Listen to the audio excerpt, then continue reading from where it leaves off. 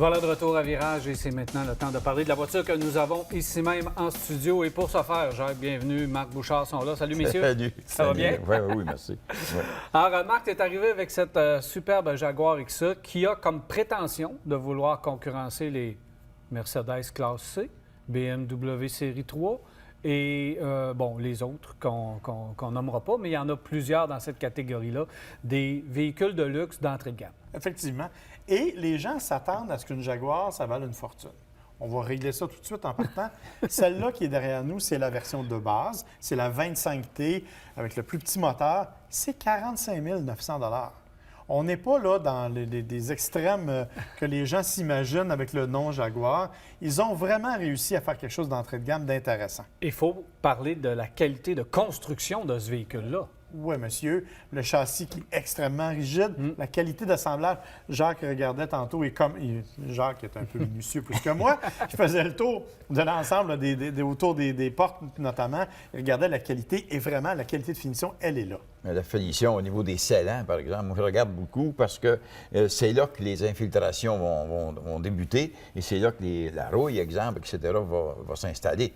Alors, je regarde comment les scellants ont été appliqués et on sait que la plupart des scellants aujourd'hui sont appliqués par robot, de sorte que s'ils ont vraiment été bien programmés à l'installation, la première fois que le robot a été fait, eh bien, ça permet d'avoir un travail de finition comme on voit sur le Jaguar qui est Et il utilise beaucoup d'aluminium dans la construction du véhicule. Un véhicule ultra léger.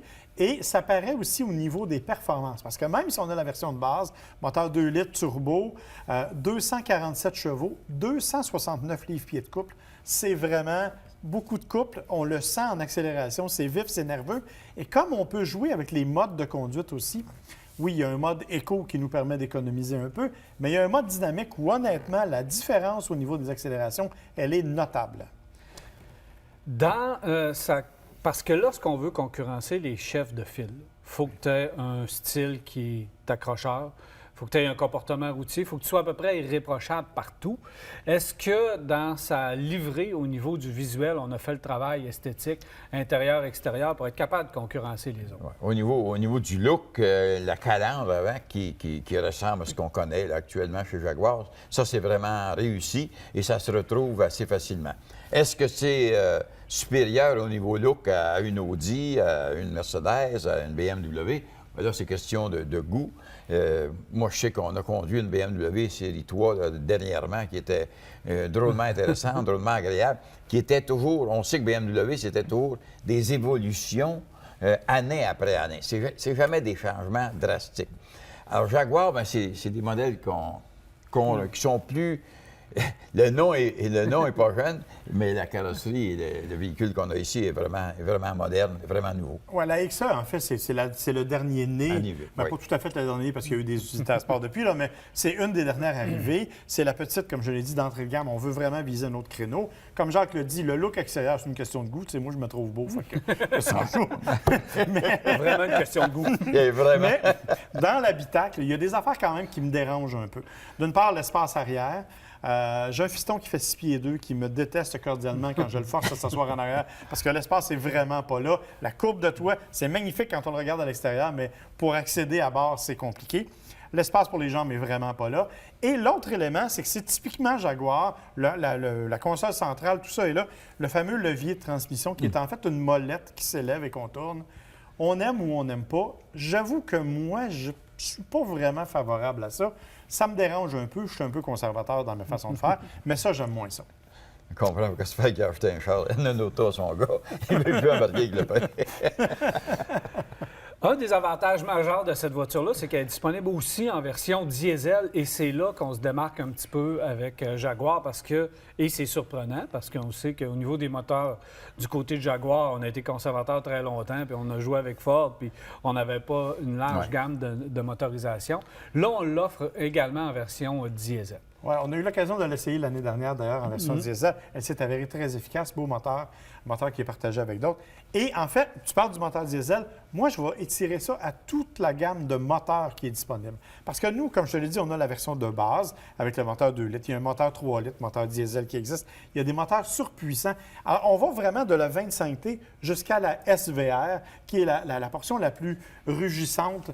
évidemment, qui vaut 130 000 $, mais qui est quand même la plus puissante de la gamme. Et tout ça, ce qui est intéressant, avec le même châssis, à peu près les mêmes suspensions, un peu modifiées. Donc, on a vraiment quelque chose de solide et dynamique.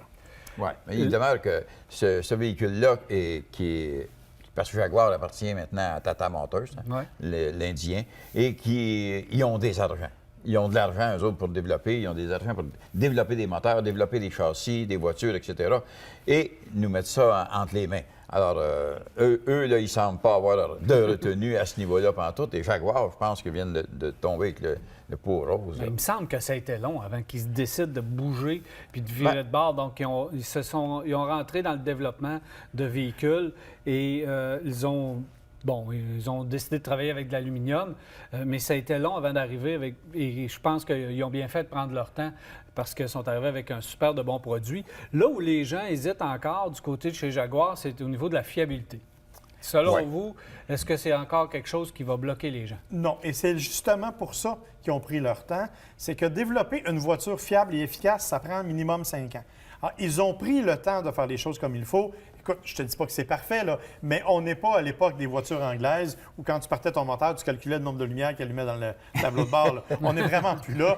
C'est des voitures qui sont maintenant beaucoup plus fiables et qui, même au niveau de J.D. Powers, de l'indice de fiabilité, sont en progression et sont au-delà de la moyenne de l'industrie, ce qui est une progression fascinante pour une compagnie comme ça. C'est qu'antérieurement, on disait que pour avoir une Jaguar dans ta cour, tu l'achetais 2. Et de même, tu étais presque assuré d'en avoir une tout le temps dans ta cour. C'est complètement changé, cette époque-là. Et ils ont un bon système de traction intégrale, il faut le mentionner aussi pour nous ici au Québec. Et toutes les voitures, je pense, Marc, présentées ici au Canada, vont toutes être des véhicules avec traction intégrale. Je pense que le climat oblige. Hein? Effectivement. Et c'est une voiture qui est aussi très confortable. On a parlé beaucoup de performance et de tout.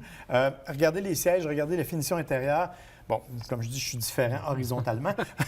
Ça prend un bon support. Et honnêtement, on a tout ça. On a un habitacle silencieux. On a un système multimédia qui s'est beaucoup amélioré aussi. Honnêtement, pour le prix, écoute, ça n'a pas le dynamisme d'une BMW en conduite, mais honnêtement, c'est un beau compromis. C'est un mélange très homogène. J'aime beaucoup la X. Si je vous comprends bien, on lui donne une chance, mais on va l'essayer. Exactement. Merci beaucoup. Un plaisir. On se reparle un petit peu plus tard. Puis à la fin de l'émission, on a des questions pour les gens. Ça va être intéressant. Alors voilà, on s'arrête à Virage. Au retour, les nouvelles de l'industrie.